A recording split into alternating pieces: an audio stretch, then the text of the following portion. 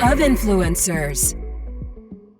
How did it feel to play in a full American football stadium?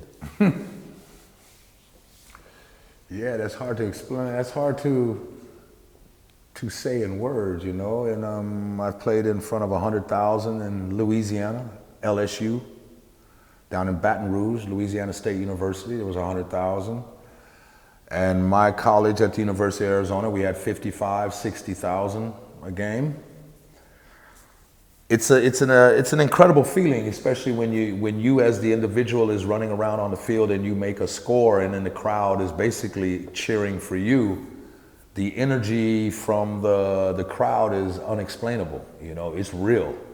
You feed off of that energy, and it really kind of lifts you up off of your feet. That's the best way I can explain it. You just kind of euphoric. You just lift off, and you feel like you're on top of the world. I mean, all these,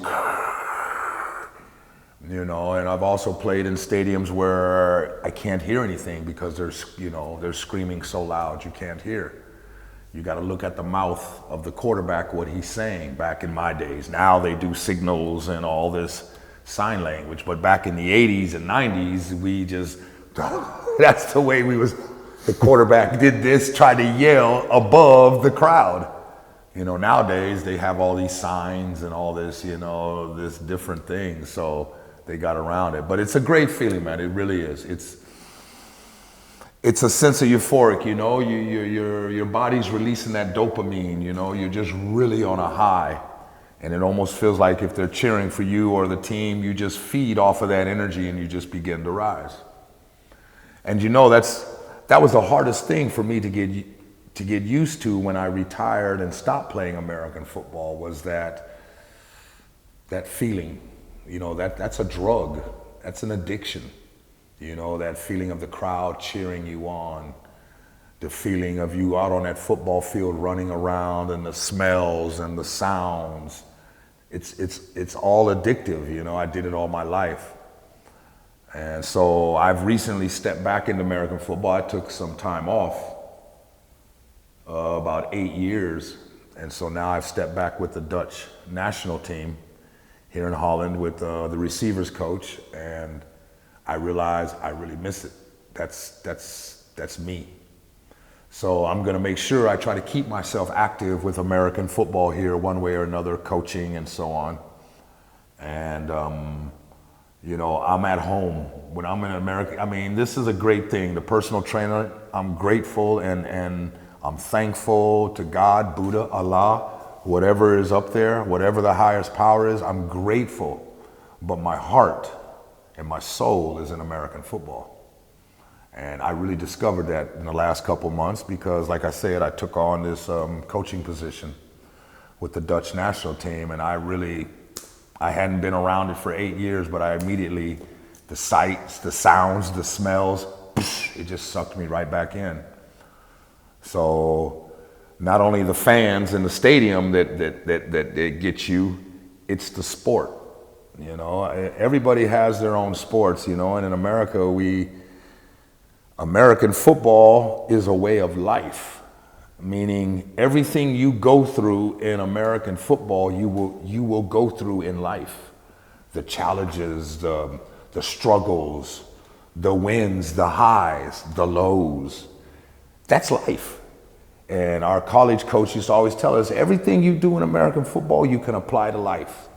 Everything you learn right here at this university with football, you can apply it to your life. And I find myself 35 years later applying it and thinking about Coach Smith, my college coach, like, damn, he's absolutely right. This is just like football, just like it. It's just not, life to me is not a game, but it's just like it. And so the struggles, the ups and downs, if you don't prepare, you're not ready. That's American football. That's all what we live by in American football. That's why we train the way we do in American football with the weights, the running and everything to prepare to be the best we can be on the field on that day. And so there's nothing mentally and physically that you go through in American football that you cannot apply to life. So it's been a great thing American football has. Playing in front of thousands of people is a great thing. It really is. I mean, you've been on a stage with thousands of people. You fed off of the energy, I'm sure. So you know exactly, you know, it's unexplainable. And you think it should be bigger in the Netherlands? Because not. I think it should be, and it is, but it's, you gotta, you know, I say that with caution because on the other side, soccer, football is the sport. And I'm an American and I came from America. Before I moved and traveled around the world a little bit, when I was in America, I thought everybody loved American football. I thought it was the #1 sport in the world. I really did. And then come to find out, soccer is the #1 viewed sport in the world. More people watch soccer or football than American football. The world does soccer, only America does American football. So I understand that American football is going to have a limit in Europe, you know? And I think it's great. I think it's a great thing for kids. It doesn't have to go any further than kids. You know, kids just play, and it doesn't have to go up to the professional level of the men. If it does, it does. If it don't, it don't. But I think the most important is for kids because it instills discipline. Like I said, everything about life is in American football. So what I do is I try to teach the kids and I try to make them aware that, hey, these are the kind of things you're going to go through as you're growing up in life. So I would like it to be bigger here in Holland, but it's not the end of the world. It's okay.